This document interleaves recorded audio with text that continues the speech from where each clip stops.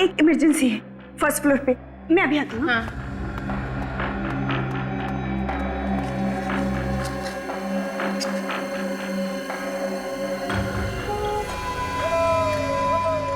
ये कैसी आवाज है?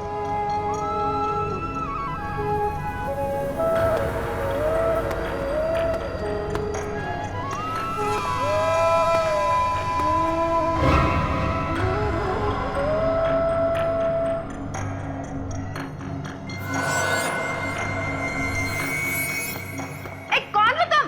रुक जाओ।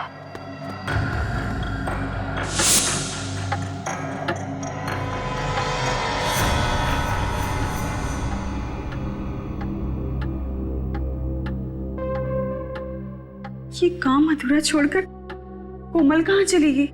कौन हो तुम? अरे रुको, अरे कहाँ जा रहे हो? अरे कुछ जवाब क्यों नहीं देते? रुक जाओ। अरे अरे सुनिए तो सही, सुनिए, रुकिए। अरे सुनो। जी मैम। तुमने कोमल को देखा कहीं? नहीं मैम, मैं इस फ्लोर पे नहीं हूँ और अभी अभी आया हूँ ये सामान रखने के लिए। ये आवाज किसकी आ रही है? पता नहीं मैम।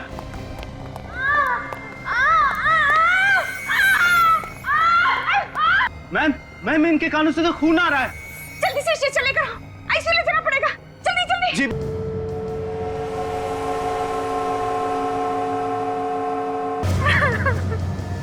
ऐसा इसने क्या सुन लिया जिससे इसके कान के पर्दे भी फट गए और ब्रेन हेमरेज भी हो गया? सर, उस कॉरिडोर में ही कुछ हुआ था, वरना ये तो ठीक ठाक थी। जब तुम्हें ऐसी हालत में मिली थी इसने तुमसे कुछ कहा था? नहीं सर, मुझसे तो कुछ भी नहीं कहा था, लेकिन हाँ एक आदमी से डरी हुई थी और कह रही थी कि उसे कोई आदमी दिखा था जो सफेद कपड़ों में लिपटा हुआ था। हो सकता है कॉरिडोर में। इस हॉस्पिटल में ही कुछ गड़बड़ है। हॉस्पिटल खुले हुए अभी कुछ दिन हुए हैं और ये सब नाटक शुरू हो गया। क्या हो रहा है? अपनी जबान पे काबू रखो और कोई भी इस तरह की अफवाह मत फैलाओ। सर, सबको मालूम है यहाँ पे पहले दिमाग का हॉस्पिटल था। इस तरह की घटनाओं की वजह से ही ये हॉस्पिटल बंद हुआ था। सुना तो मैंने भी था, उस वक्त भी ऐसे कुछ लोगों की मौत हुई थी। तुम लोगों को शर्म नहीं आती इस तरह की बातें करते हुए? जिस थाली में खाते उसी में छेद करते हो। सर, हमें डीन से ये सब कुछ बातें कर लेनी चाहिए। हाँ,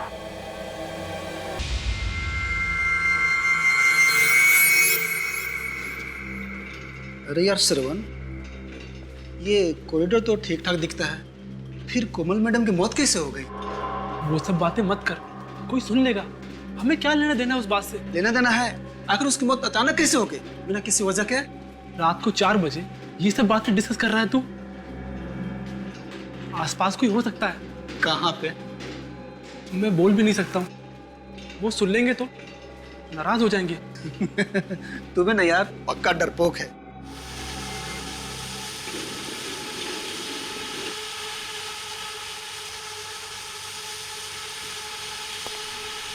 ये आवाज कैसी?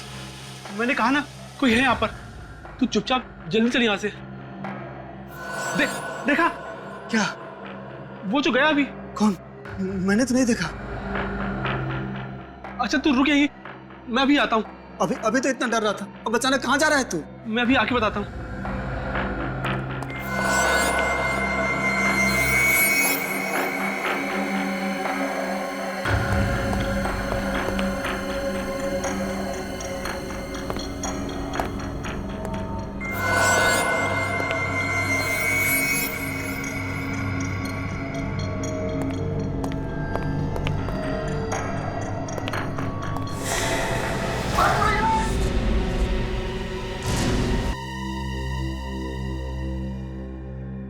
समझ में नहीं आ रहा। श्रवण के कान के पर्दे फट गए और कोमल के भी, और फिर दोनों को ब्रेन हेमरेज हो गया था। जो साइकियाट्रिस्ट इसे चेक करके गया है वो कह रहे थे कि इसके दिमाग में डर बैठ गया है। जब तक इसका डर दूर नहीं होगा ये कुछ नहीं बता पाएगा। लेकिन मेरी समझ में नहीं आ रहा कि मैं लोगों को कैसे समझाऊं, क्या बताऊं उन्हें? चारों तरफ हॉस्पिटल की बदनामी हो रही है, लोग तरह तरह की बातें करने लगे हैं। सर, लोग ऐसी तरह तरह की बातें नहीं कर रहे। इस हॉस्पिटल में जरूर कुछ गड़बड़ है, मगर आप लोग बातें छुपाने की कोशिश कर रहे हैं। मुझे नहीं रहना यहाँ पे। मैं आज ही यहाँ से चला जाऊंगा, किसी दूसरे हॉस्पिटल में अपना इलाज करा लूंगा। प्लीज प्लीज, आप लोग इस तरह की उल्टी सीधी बातें करके मामले को तूल मत देना। देखिए, मैंने सीआईडी को इन्फॉर्म किया है। अब सच्चाई क्या है ये वो लोग ही ढूंढ निकालेंगे। हाँ, असलियत ढूंढ निकालेंगे आप। दूध का दूध और पानी का पानी कर देंगे। Thank you sir, thank you, आप लोग आ गए। सर, मैं डॉक्टर ऋषभ, इस हॉस्पिटल का डीन, और यह है डॉक्टर केतन और यह है डॉक्टर दुष्यंत। सर, अब आप लोग ही बचा सकते हैं हमारे हॉस्पिटल को बंद होने से। बताइए क्या हुआ है? हमारे हॉस्पिटल की एक नर्स कोमल और एक वार्ड बॉय श्रवण, इन दोनों की मौत हो गई है। और ये दूसरा वार्ड बॉय चंदन। श्रवण और कोमल, इनकी मौत कैसे हुई? कानों के पर्दे फटने से और ब्रेन हेमरेज से। सर, हमारी नर्स सारिका, इसका कहना है कि कोमल कॉरिडोर में भागती हुई आई और गिर गई। उसके दोनों कानों से खून बह रहा था और वो जोर जोर से चिल्ला रही थी। सारिका नाम है ना तुम्हारा? सारिका, कोमल ने मरते वक्त तुमसे कुछ कहा? सर, कोमल किसी सफेद कपड़े में लिपटे हुए एक आदमी के बारे में बता रही थी। क्या क्या बताया उसने? सर, पूरी बात बताने से पहले ही वो बेहोश हो गई।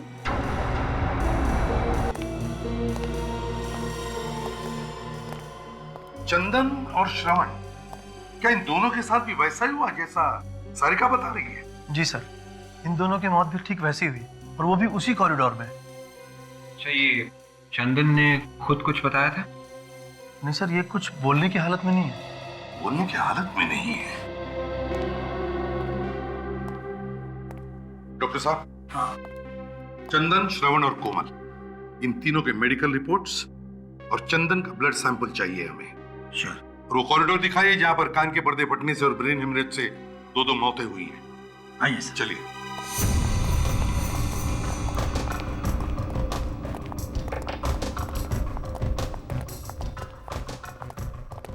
सर, यही वो कॉरिडोर है जहां दोनों घटनाएं हुई हैं। सारिका, तुम उस वक्त कहां पर थी? सर, मैं और कोमल सामने कैबिन में बैठे हुए थे सर। फिर कुछ देर के लिए मैं नीचे चली गई रिसेप्शन पर। जब वापस आकर देखा तो कोमल कैबिन में नहीं थी सर। तभी मैंने देखा कि वो वहां से भागती हुई आ रही है और उसके कान से बहुत खून निकल रहा था सर।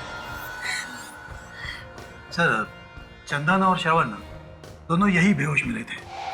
यही पर, इसी कॉरिडोर? हाँ सर। डॉक्टर ऋषभ, कितने वार्ड्स हैं यहाँ इस कॉरिडोर में?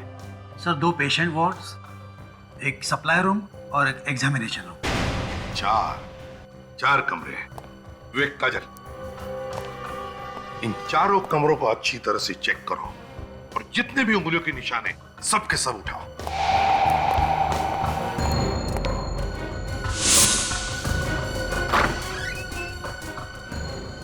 इसे एक बात बताओ,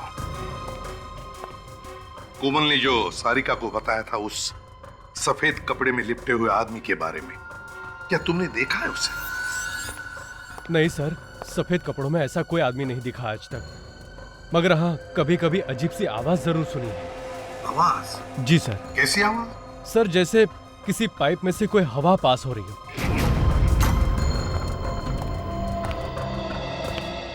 डॉक्टर ऋषभ। Yes sir. आपको हमारे साथ चलना होगा, आपसे कुछ जरूरी सवाल करने हैं।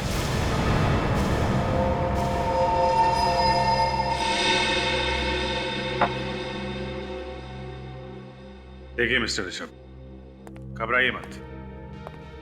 अखबार में छपने से आपका हॉस्पिटल बंद नहीं होगा। बंद तो नहीं होगा सर, लेकिन बदनामी तो होगी ना? हाँ, बदनामी तो जरूर होगी, क्योंकि वहां काम ही कुछ ऐसा हुआ है। सबसे पहले तो आप अपने स्टाफ को समझाइए। सबके सब चिल्ला रहे हैं कि वो जगह डरावनी है। सर, मैंने बहुत समझाया उन लोगों को कि वो जगह डरावनी नहीं है, लेकिन 1970 में जब वहाँ दिमाग का हॉस्पिटल बना था, तभी से किसी ने अफवाह फैला के रखी है वहाँ। अफवाह? कैसी अफवाह? यही कि उस जगह में कुछ गड़बड़ है और इसीलिए वो दिमाग का हॉस्पिटल बंद कर दिया गया था। लेकिन उसके कुछ दिनों बाद हमारे चैरिटेबल ट्रस्ट ने फिर से परमिशन लेके ये हॉस्पिटल बनाया था। अब तक तो सब कुछ ठीक ठाक था, लेकिन अचानक ये मौत होने लगी। देखिए ऋषभ जी, ये मौत अचानक नहीं हो रही है। कोई है जो जानबूझ के ये खून कर रहा है। कौन हो सकता है वो सर? ये आप बताइए, आपको किसी पे शक है? सोच के बताइए। कोई ऐसा आदमी जिसे आपके हॉस्पिटल बंद होने से फायदा होता हो? हाँ सर, कुछ लोग तो है जिन्हें हॉस्पिटल बंद होने से फायदा होगा। कौन लोग हैं वो? कुछ बिल्डर्स है सर, जिन्हें हमारे हॉस्पिटल के बारे में सब कुछ पता है। क्या क्या पता है? यही कि हमारा ट्रस्ट बिल्डिंग तोड़ के नया हॉस्पिटल नहीं बना सकता। मगर हमारे ट्रस्ट ने उसी बिल्डिंग को रंग और प्लास्टर करके ये नया हॉस्पिटल शुरू कर दिया है। उन बिल्डर्स को लगा होगा कि ये ट्रस्ट गरीब है, इसलिए अफवाह सुन के जगह छोड़ के भाग जाएंगे। ठीक है, आप जाइए। और हाँ, उस फ्लोर पे जितने भी मरीज हैं उन सबको वहां से हटा दीजिए। जरूर सर। क्या? चल। इस हॉस्पिटल का इतिहास टटोलना होगा और बिल्डर्स के बारे में भी पता करो। कौन लोग हैं जो हॉस्पिटल बंद कराना चाहते हैं?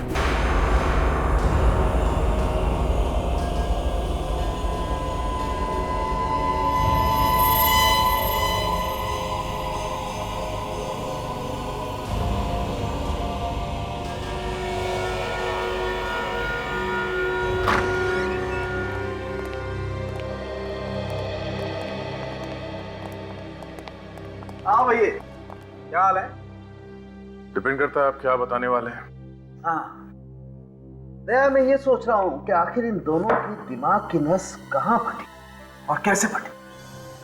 क्योंकि देखो, ये दोनों के दोनों जवान हट्टे कट्टे, तो फिर इन्हें ब्रेन हेमरेज हुआ कैसे?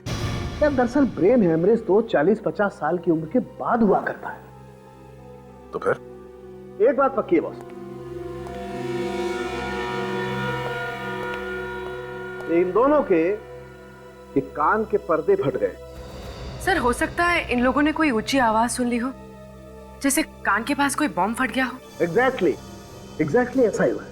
वैसे भी इन दोनों की पोस्टमार्टम रिपोर्ट हमें ये बताती है कि इन दोनों को ना तो कोई कान की बीमारी थी और ना ही कोई ब्रेन हेमरेज होने के लक्षण थे। मगर सर, ऊंची आवाज से कान के पर्दे कैसे फट सकते हैं?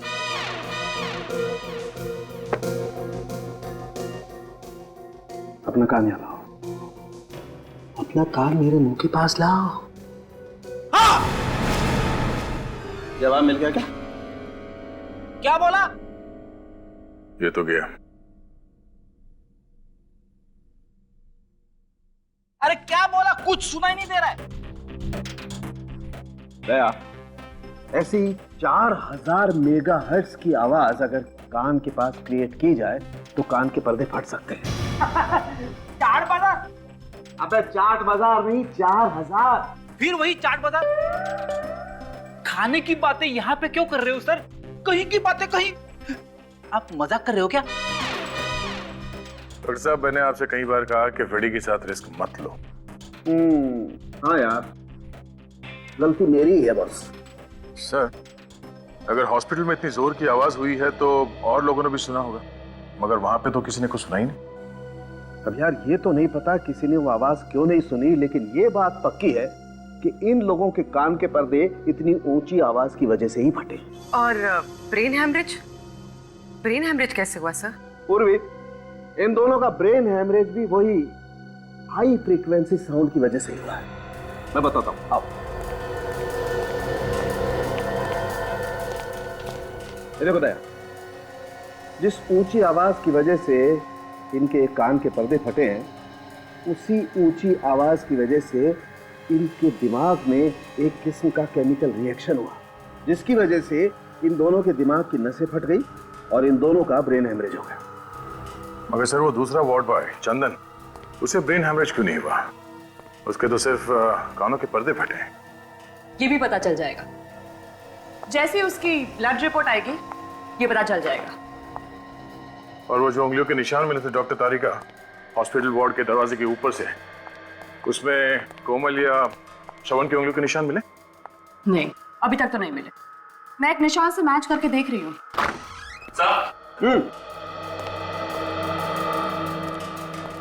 सर, चंदन के खून की रिपोर्ट। Okay, thank you.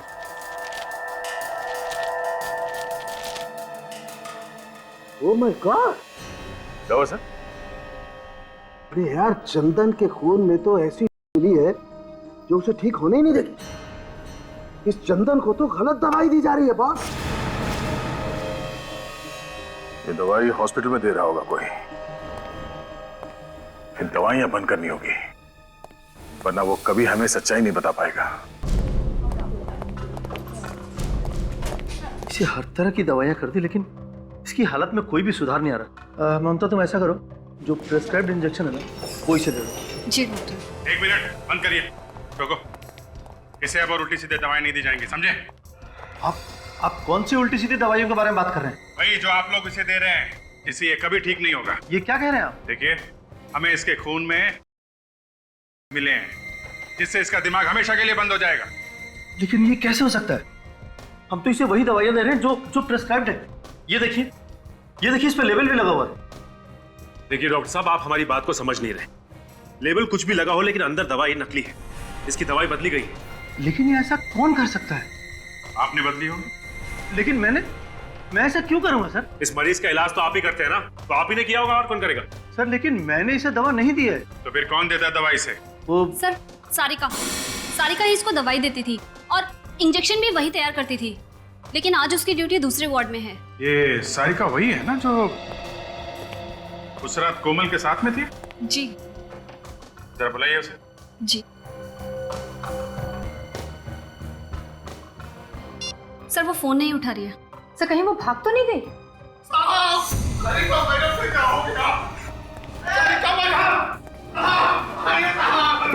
क्या हुआ?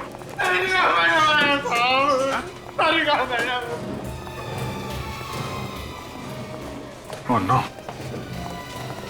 देखो जरा, ये तो मर चुकी है।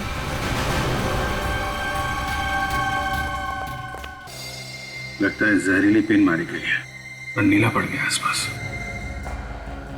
काजल, अच्छी तरीके से बॉडी चेक करो। कैसे हुए ये सब? साहब, मैं डिटर्जेंट का बॉटल लेने गया था साहब, तो उसी टाइम देखा कि सारिका मैडम मरी पड़ी है। तुमने यहाँ पे और किसी को देखा? नहीं साहब। सर, मैंने 15 मिनट पहले सारिका मैडम को कॉरिडोर पे देखा। वो बिल्कुल ठीक थी सर। फिर पता नहीं सर उनको क्या हो गया। अच्छा, जब तुमने इसे देखा था तो ये अकेली थी या इसके साथ में कोई और भी था? नहीं सर, वो अकेली थी। वो तो सर अपना हाजिरी बना के स्पेशल वार्ड में किसी मरीज का ब्लड प्रेशर चेक करने गई थी। मैंने भी उससे नई दवाइयों की फाइल के बारे में पूछा था, तब तक तो वो सही थी। फिर कौन मार गया उसे? सारिका खूनी को जानती थी। ऐसा ही लगता है। और खूनी को लगा हुआ कि हम इस सारिका तक पहुंचने वाले हैं, इसलिए उसने सारिका का खून कर दिया। इस सारिका तो सिर्फ एक मोहरा थी अभिजीत। असली खूनी तो अभी भी शराफत का मुखौटा लगाकर घूम रहा है हॉस्पिटल में। इसके शराफत का मुखौटा उतारने के लिए कोई चाल चलनी पड़ेगी दया, क्योंकि खूनी को पता चल चुका है हम उस तक पहुंचने वाले हैं, इसीलिए उसने सारिका को मार दिया। सारिका के हस्बैंड से पूछताछ करेंगे, उसे कुछ ना कुछ तो मालूम होगा वो किसके लिए काम करती थी। मगर वो भाग गया, कभी ना कभी तो वापस आएगा ना। सर, इस हॉस्पिटल का ब्लूप्रिंट मिल गया है सर, और ये फाइल है सर। इसमें उस हॉस्पिटल की पूरी जानकारी है सर। और सर, ये वो नक्शा है जब वहाँ पे दिमाग का हॉस्पिटल था सर। और ये वाला अभी का है, अभी के चैरिटेबल हॉस्पिटल का सर। ये दिमाग का हॉस्पिटल बना 1970 में और बंद हुआ 1990 में।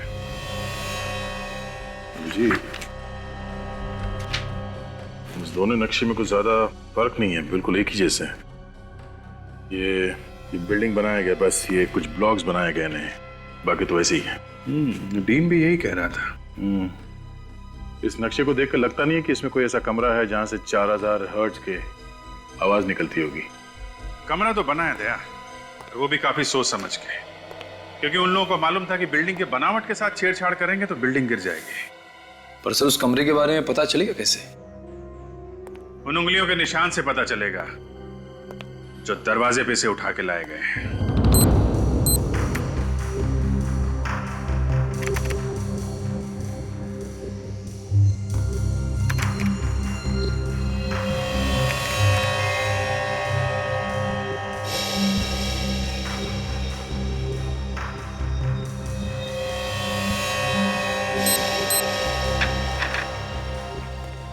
अभिजीत, हॉस्पिटल के उस कॉरिडोर में जितने भी दरवाजे हैं उन सब पर उंगलियों के निशान तो काफी है, लेकिन मरने वालों में से किसी की भी उंगलियों के निशान वहां पर नहीं है। कमाल की बात है, एक भी निशान नहीं है। नहीं, एक और कमाल की बात है, उस कॉरिडोर में एक कमरा ऐसा भी है जिसके दरवाजे पर सिर्फ 2 लोगों की उंगलियों के निशान है। और वो 2 निशान है किसके?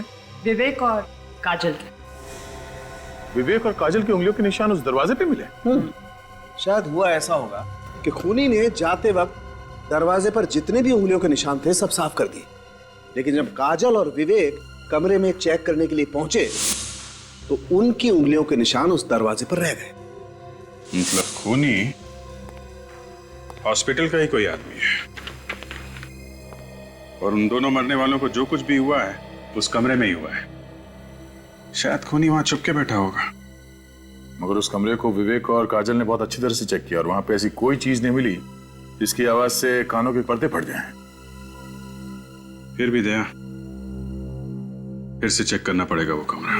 सर, 2 बिल्डर्स के बारे में पता चला है सर, जो दुआ कर रहे कि हॉस्पिटल बंद हो जाए और वो लोग उसे खरीद सके। अच्छा, कौन लोग है ये? एक है जयंत और दूसरा दामोदर। सर, ये जयंत वहाँ पे एक हाउसिंग सोसाइटी बनाना चाहता है और दामोदर वहाँ पे एक बड़ा सा मॉल बनाना चाहता है। तो फिर इन दोनों में से कोई है जो हॉस्पिटल को बदनाम करके फायदा उठाना चाहता है। एक अजीब बात और है सर। अरे तो पेट में क्यों छुपा रखा है, बता ना, क्या अजीब बात है? ये दामोदर पिछले 1 महीने से कर्नाटक में है, लेकिन जयंत उसी हॉस्पिटल में भर्ती है जहाँ पे ये सब हो रहा है। अच्छा, जयंत उसी हॉस्पिटल में है।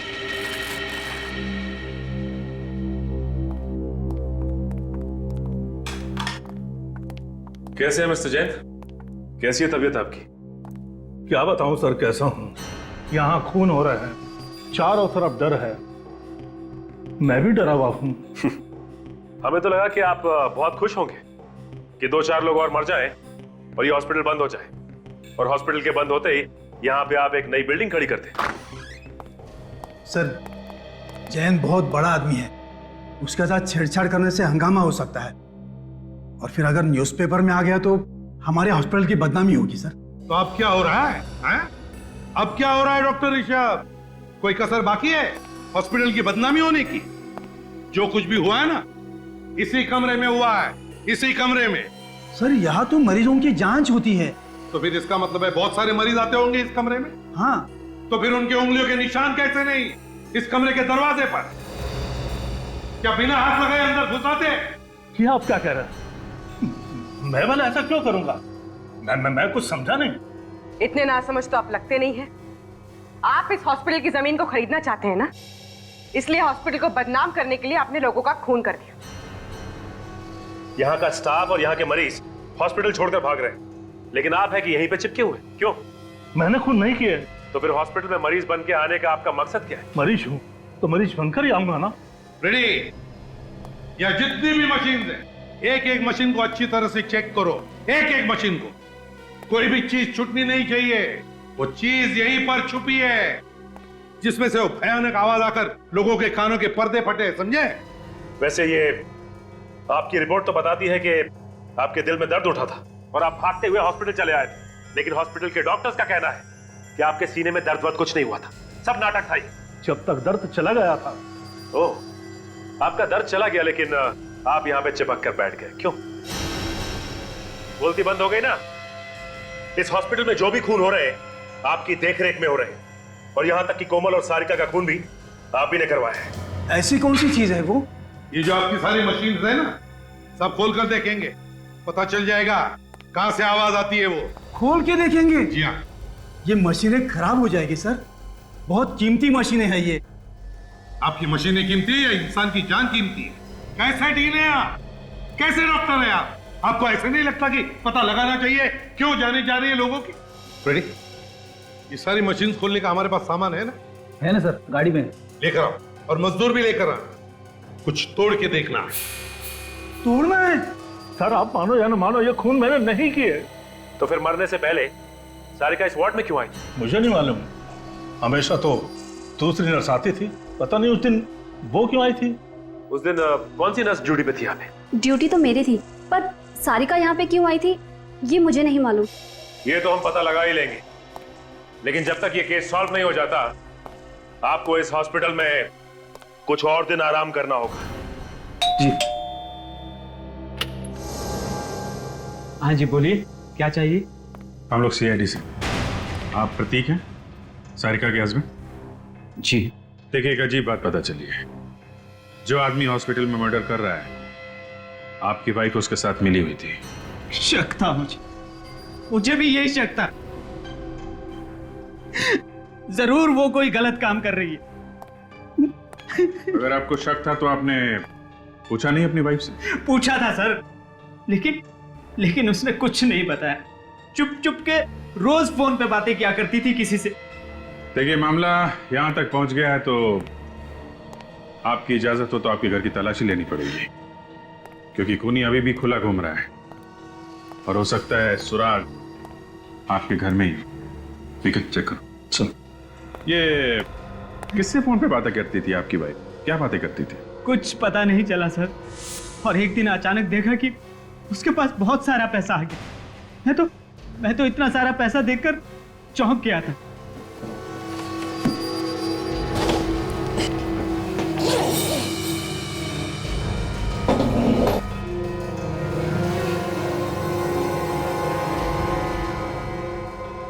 सर, तो म्यूजिकल इंस्ट्रूमेंट ये आप बजाते हैं? ये कहां से आई? अच्छा, आपके घर में मिला और आपको मालूम नहीं? कहां से आई? सर मुझे कुछ नहीं मालूम, मैं तो इसे पहली बार देख रहा हूँ। सर, कहीं वो इंस्ट्रूमेंट तो नहीं है जिसकी अजीब सी आवाज उस कॉरिडोर में सुनाई देती थी? हो सकता है ये बजता था और लोग वहां पहुंच जाते थे ये सुनने के लिए कि क्या बज रहा है। मगर हाँ, कभी कभी अजीब सी आवाज जरूर सुनी। आवाज? जी। कैसी आवाज? सर, जैसे किसी पाइप में से कोई हवा पास हो रही हो। यही है, वैसी आवाज जैसे उस मरीज ने बताई थी। ये सारिका किसके लिए काम कर रही थी?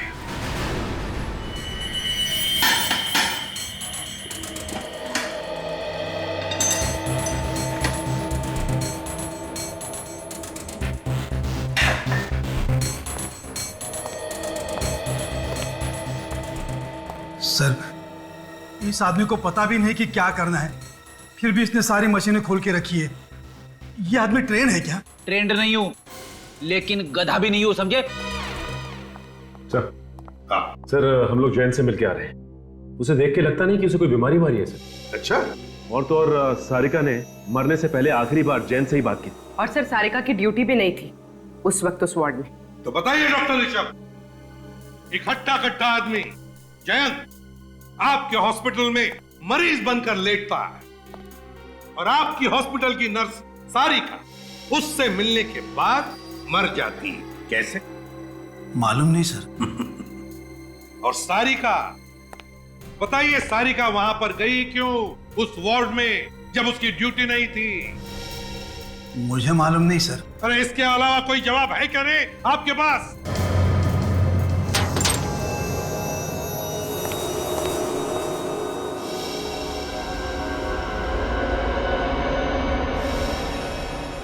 सर,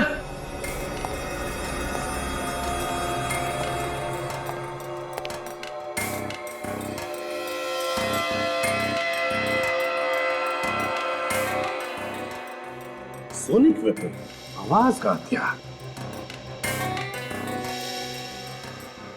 ये भी आवाज का हथियार, ये भी। तीन आवाज के हथियार। कौन से हथियार सर? कौन से हथियार? ये वही हथियार है जिसमें से वो भयानक आवाज निकलने की वजह से चंदन, कोमल और श्रवण के कान के पर्दे फट गए। ये तीनों डिवाइसेस इस मशीन के अंदर कैसे पहुंचे? यही तो हम भी पूछना चाहते हैं आपसे डॉक्टर ऋषभ, कि तीनों के तीनों आवाज के हथियार इतने बड़े मशीन के अंदर कहां से आए? बताइए, कहां से आए? बताइए सर। ये देखिए सर, ये वायरिंग इस कमरे से होके उस कमरे की तरफ जा रही है। लेकिन सर, वो आवाज इतनी जोर से हुई कि उन तीनों के कान के पर्दे फट गए, तो फिर वो आवाज हमें क्यों सुनाई नहीं दी? आपको क्यों नहीं सुनाई पड़ी? सचिन, बाहर मजदूर आए होंगे, बुलाओ उन्हें अंदर।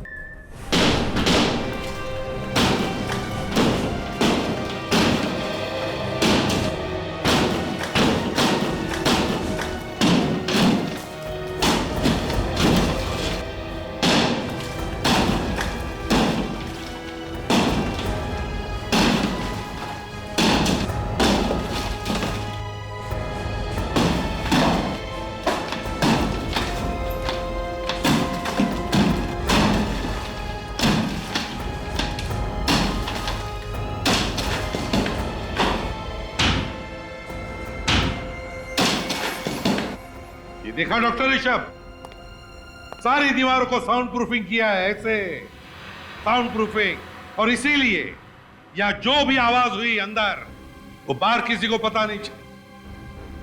सचिन, अच्छी तरह से जाकर चेक करो, देखो, ढूंढो ढूंढो इसका स्विच कहां पर है। हाँ फ्रेडी, बंद करो अभी।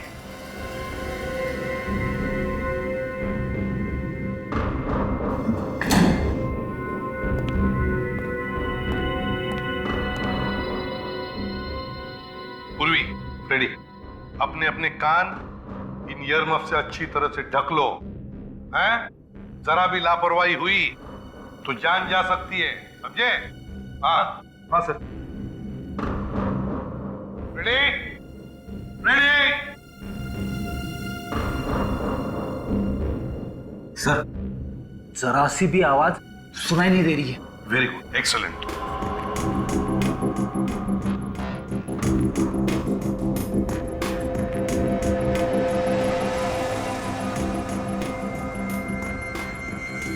अब जैसे ही सचिन को वो स्विच मिलेगा, वो 5 सेकंड के काउंट के बाद वो स्विच ऑन करेगा और फिर इसमें से वो भयानक आवाज आनी शुरू हो जाएगी। ये रहा वो स्विच जिसे खूनी ऑन करता है और वहां से डिवाइस चालू होता है। सर, सचिन सर को स्विच मिल गया। स्विच मिल गया, कान बंद करो जल्दी। 1 2 3 4 5।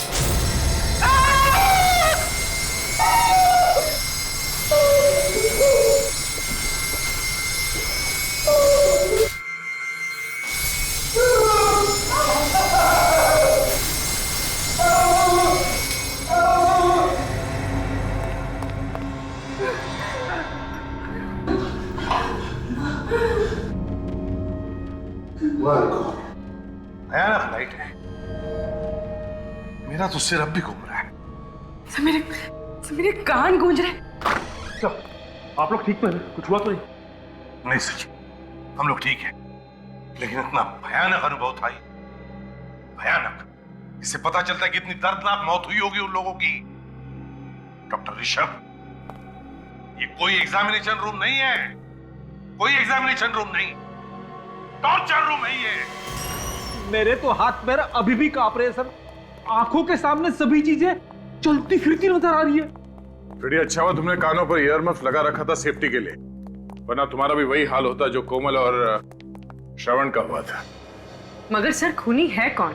जैन पे शक है, लेकिन सबूत नहीं है उसके खिलाफ। मगर अभिजीत, जिस तरह से कमरा बना हुआ है, ये रिनोवेशन के वक्त ही प्लानिंग की गई होगी। उसी वक्त ये कमरा बनाया गया होगा। उसके बाद बनाते तो शायद हॉस्पिटल के स्टाफ को पता चल जाता। मगर एक बात पक्की है, खूनी जो कोई भी है उसे आवाज की फ्रीक्वेंसी और लाइट के बारे में सब कुछ मालूम है। अच्छी तरीके से जानता है वो आदमी कि इन चीजों के इस्तेमाल से कैसे किसी को मारा जा सकता है, कितनी आवाज से कान के पर्दे फट जाएंगे, कब ब्रेन हैमरेज होगा, सब कुछ जानता है। काम कोई मनोचिकित्सक या दिमाग के बारे में जानकारी रखने वाला ही कर सकता है। खूनी कोई साइकेट्रिस्ट है। लेकिन सर, उस हॉस्पिटल में कोई साइकियाट्रिस्ट नहीं। कोई तो है पूर्वी, कोई तो है जो असलियत छुपा के वहां पे रह रहा है। उसे बाहर निकालने के लिए कोई खेल खेलना पड़ेगा, कोई दिमागी खेल। ऐसे कब तक इंतजार करेंगे? कम से कम मरीजों के बारे में तो सोचो।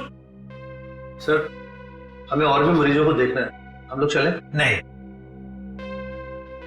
एसीपी साहब का ऑर्डर है, वो लोग बस आते ही होंगे।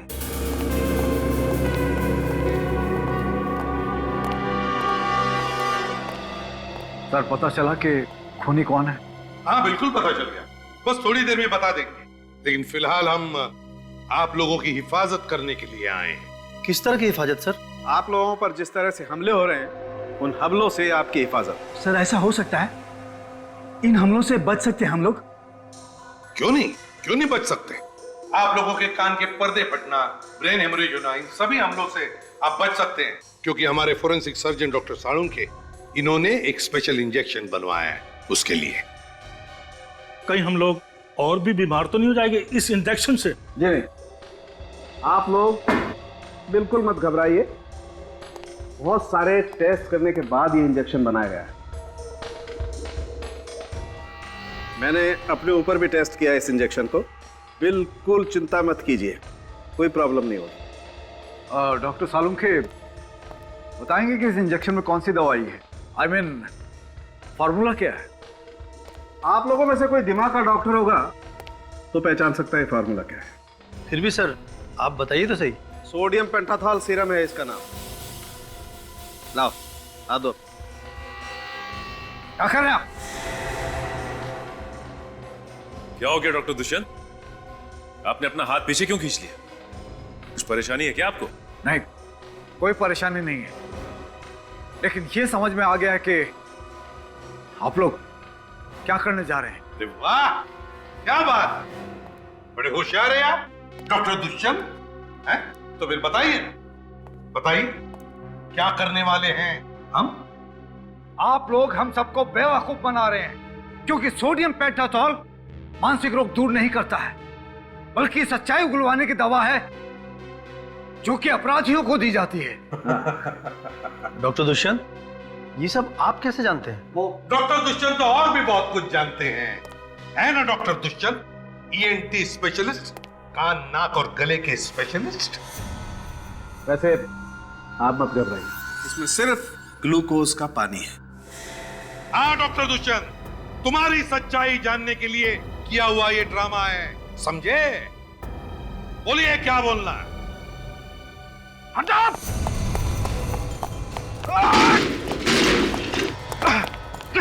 सॉरी डॉक्टर, अब भागने की कोई गुंजाइश नहीं है, चलिए। क्यों डॉक्टर दुष्यंत, है? क्या हुआ? थक गए? आपका क्यों? सर इसे ऐसी सजा देना जो जिंदगी में फिर कभी ऐसा गुनाह करने के बारे में सोचे भी तो रूह कांप जाए इसकी। तो बताओ क्यों किए ये खून तुमने? हॉस्पिटल बंद करवाने के लिए। एक डॉक्टर होते हुए भी हॉस्पिटल बंद करवाना चाहते थे आप? इतना घिनौना काम क्यों? क्योंकि किसी ने मुझे पैसों को लालच दिया था। वो जानता था कि मैं दिमाग का डॉक्टर हूं, बिना हथियार के मैं किसी का भी आसानी से खून कर सकता हूं, और इसमें सारिका भी मेरे साथ थी। तो फिर तुमने सारिका को मारा क्यों? क्योंकि उस तक आप पहुंचने वाले थे। मुझे डर था कि अगर उसने मुंह खोल दिया तो मैं मारा जाऊंगा, इसलिए मैंने उसे भी जान से मार दिया।